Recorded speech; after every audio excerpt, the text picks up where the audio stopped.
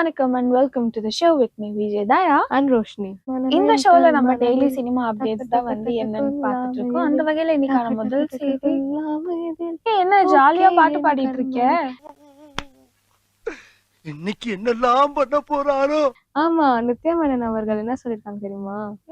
அதுக்கும் இந்த பாட்டு நீ லீட் எடுத்ததுக்கும் சம்பந்தம் இருக்கா? பட் எனக்கும் அந்த நியூஸ் தான் ஞாபகம் வந்தது. அது என்ன? அவங்க என்ன சொல்லியிருக்காங்கன்னா, பெரிய படத்துல அவங்க நடிச்சாங்களாம், ஆனா அவங்கள பத்தி பேசவே இல்லையாங்க. அந்த மாதிரி சொல்லியிருந்தாங்க. இந்த மாதிரி நான் ஒரு பெரிய ஸ்டார் படத்தோட நடிச்சிட்டு இருந்தேன், ஆனா அந்த ஸ்டாரை பேசின அளவுக்கு கூட எனக்கு அப்ரிசியேஷன் வரல. இனிமே அந்த மாதிரி ஸ்டார் மூவிகள்ல நடிக்கவே கூடாது அப்படின்னு. ஆக்சுவலா இவங்க மலையாளத்துலயும் சரி தமிழ்லயும் சரி படம் பண்ணிட்டு இருக்காங்க. தமிழ் மூவியை எடுத்து பார்த்தா எனக்கு ஒரு வேலை மெர்சலா இருக்குமோன்னு தோணுது. எனக்குமே அதான் தோணுச்சு. ஏன்னா நிறைய மூவிஸ் செக் பண்ண அவங்களுடைய ஃபில்மோகிராஃபில மெர்சல் தான் வந்து அவங்க நடிச்சதுலேயே பெரிய படம்னு சொல்ல போனா. ஆனா அப்போ மெர்சல் ரிலீஸ் அப்போ காஜல் அகர்வால் மேம் பத்தி பேசிட்டு இருந்தாங்க, அப்புறம் நம்மளுடைய விஜய் சார் பத்தி பேசிட்டு இருந்தாங்க. ஆனா நித்யா மேனன் மேம் பத்தி யாருமே அந்த அளவுக்கு பேசவே இல்லை. அத வேற ஞாபகப்படுத்திட்டீங்க. நெஞ்சமெல்லாம் பொண்ணு அறக்கு தம்பி, மறக்க முடியல. ஆமா, ஏன்னா நீங்க கேட்கலாம், தனுஷ் கூட பெரிய ஸ்டார் தானே, திருச்சிற்றம்பலம் பண்ணாங்க அப்படின்ற மாதிரி. ஆனா இவங்களுக்கு நேஷனல் அவார்டே கிடைச்சது திருச்சிற்றம்பலம். ஸோ பேசாம சோபனான்னு எல்லாரும் இல்லாமையா கண்டிப்பா இது பண்ணியிருப்பாங்க. So I think it's Mersal Aishwarya role தான். என்னதான் அவங்க இறந்து போனாலுமே நல்ல பெர்ஃபார்மன்ஸ் தான் கொடுத்துருப்பாங்க. பட் அவங்கள விட காஜல் வந்து குட்டி ஸ்க்ரீன் ஸ்பேஸா இருந்தாலும், சமந்தாக்கு குறுகிய ஸ்க்ரீன் ஸ்பேஸா இருந்தாலும் அவங்க ஷைன் ஆனதை விட நித்யா மேனன் பத்தி யாரும் பேசல. ஏன்னா அதுல டே தம்பி ரோஸ் மில்க் வாங்கிட்டு வரேன் அந்த சீன்லாம் தானே ஃபேமஸா இருந்தது. ஆமா ஆமா. அது இல்லாம நம்மளுடைய விஜய் சேதுபதியுடைய பையன் இருக்காருல்ல, அவருக்கு வந்து மெர்சல் மூவி வந்து ரொம்ப பிடிச்ச மூவின்னு வர அவர் சொல்லியிருக்காரு. அது இல்லாம 30 தடவைக்கு மேலுமே அவர் பார்த்துட்டாராமே. ஆமா, எத்தனை தடவைக்கு மேல நான் பார்த்திருப்பேன் அப்படின்றது எனக்கே தெரியாது. அந்த அளவுக்கு நான் வந்து தளபதியோட ஃபேன் அப்படின்னு சொல்லியிருந்தாரு. ஸோ இவங்க அப்பா விஜய் கூட மாஸ்டர் பண்ணும்போது இவர் கண்டிப்பா போயிருப்பார்ல. ஆமா, அது இல்லாம மாஸ்டர் மூவியோடைய இன்ட்ரோ சீனுமே வந்து நிறைய டைம் பார்த்திருக்காரு. என்ன முடியாத அளவுக்கு அவர் பார்த்திருக்காருன்னு சொல்லியிருக்காரு இப்போ பேட்டியில எல்லாம். அவர் ஏன்பா வந்து ஸ்கிரீன்ல பார்க்கணும், அப்பா நினைச்சிருந்தாருன்னா லைவ்லயே கூட்டு போய் பார்த்திருப்பாரு இல்லையா? அதெல்லாம் சொல்லக்கூடாது. ஏன் சொல்றடி? அதெல்லாம் நீ சொல்லக்கூடாது. ஆமா, அவருமே இப்ப படம் வேற நடிச்சிட்டு இருக்காரு. அதுமே கூடிய சீக்கிரம் ரிலீஸ் ஆக போதெல்லாம் வேற சொல்லிட்டு இருந்தாங்க. ஆமா, ஸோ இந்த வகையில வந்து விஜய் ஆண்டனி ஒரு கருத்து சொல்லியிருக்காரு தெரியுமா? ஆமா, கழுதைய வச்சு படம் எடுத்தாலுமே சரி, இயக்கம் நல்லா இருந்தா படம் நல்லா வரவேற்பு பெறும்னு சொல்லியிருக்காரு. ஆமா, ஸோ விரிவான செய்தி என்ன அப்படின்னா, கடவுளே வந்து படத்துல ஹீரோவா நடிச்சா கூட அந்த படம் வெற்றி பெறாது. அந்த ஸ்கிரீன் பிளேவும் அதோட ஸ்டோரியும் வந்து கரெக்டா இருக்கணும், டைலாக்ஸும். அப்பதான் அந்த படம் வந்து வெற்றி படும். இல்லைன்னா இங்க எவனை வச்சு வேணா வந்து படம் எடுக்கலாம், எந்த கழுதைய கூட நீங்க வச்சு படம் எடுக்கலாம். பட் ஒரு நல்ல டைரக்டர், நல்ல ஸ்டோரி, ஸ்கிரீன் பிளே இருக்கணும்ன்ற மாதிரி சொல்லியிருக்காரு. நல்ல டைரக்டர் சொன்னோன்னே இன்னொரு ஞாபகம், செல்வராகவன் அவர்கள் வந்து இப்போ கதாநாயகனா வந்து ஆக்ட் பண்ண போறாங்கன்னு வேற இன்ஃபோலாம் வந்துட்டு இருக்குது.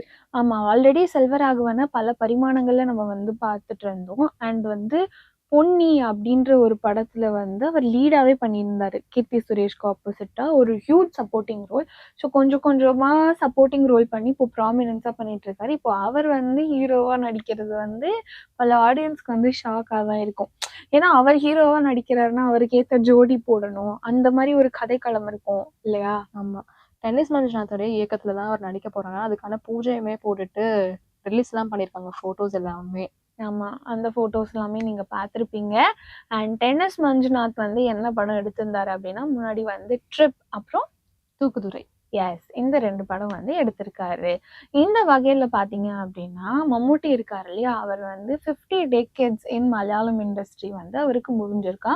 ஸோ அதை போற்றும் விதமா என்ன பண்ணியிருக்காங்கன்னு தெரியுமா? ஆமா, அவருக்கு வந்து ஒரு பெருமை சேர்க்கிற விதத்துல அவருடைய 50 டிகேட்ஸோடைய மலையாளம் சினிமாவுடைய ஸ்டோரி வந்து ஒரு காலேஜ்ல, அதாவது எர்ணாகுளம்ல இருக்க காலேஜ்ல ஒரு பட்ட படிப்புல வந்து அதை ஜாயின் பண்ணியிருக்காங்கன்னு சொல்லியிருக்கிறாங்க. ஆமா, ஸோ அது வந்து பிஏ ஹிஸ்ட்ரியில ஹிஸ்ட்ரி ஆஃப் மலையாளம் சினிமா அப்படின்றதுல வந்து மம்முட்டியோட 50 இயர்ஸ் ஜேர்னியும் வந்து சேர்த்திருக்காங்க.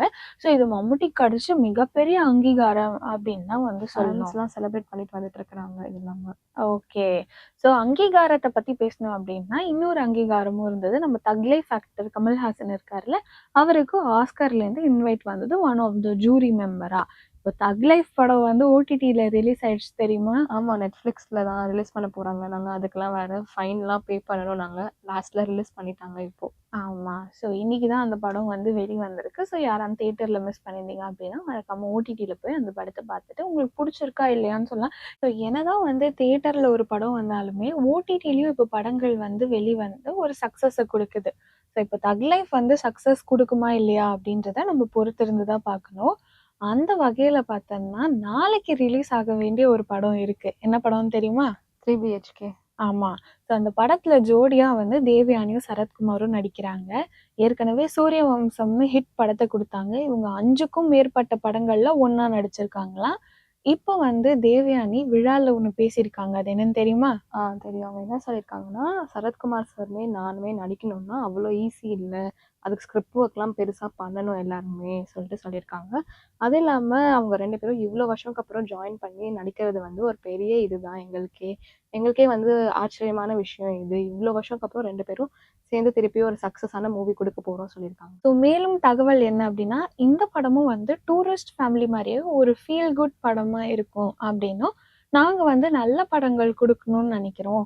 ஸோ அது குடுக்கறது அவ்வளோ ஈஸி இல்ல அப்படின்னு ரொம்ப நெகிழ்ச்சியா வந்து தேவயானி பேசியிருக்காங்களாம். ஸோ படம் வந்தா தான் தெரியும் படம் ஹிட் ஆகுமா, ஃப்ளாப் ஆகுமான்னு.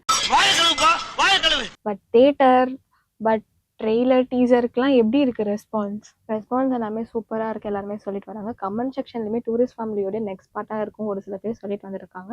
அது இல்லாம சூரியவம்சம் மூவிக்கு அப்புறம் இவங்க 2 பேரும் இப்போ திருப்பி பண்ணிட்டு இருக்காங்கல்ல, அந்த வீடியோ எல்லாம் வேற மெர்ஜ் பண்ணி போட்டு இது பண்ணிட்டு வந்திருக்காங்க, ட்ரெண்ட் பண்ணிட்டு. ஆமா. ஸோ ஆடியோ லான்ச்ல இவங்க ஒண்ணா உட்காந்த ஃபுட்டேஜஸ்லாம் வந்து அதோட கம்பேரிசன் பண்ணி தென் நவ் அந்த மாரியெல்லாம் வந்து போட்டுட்ருக்காங்க.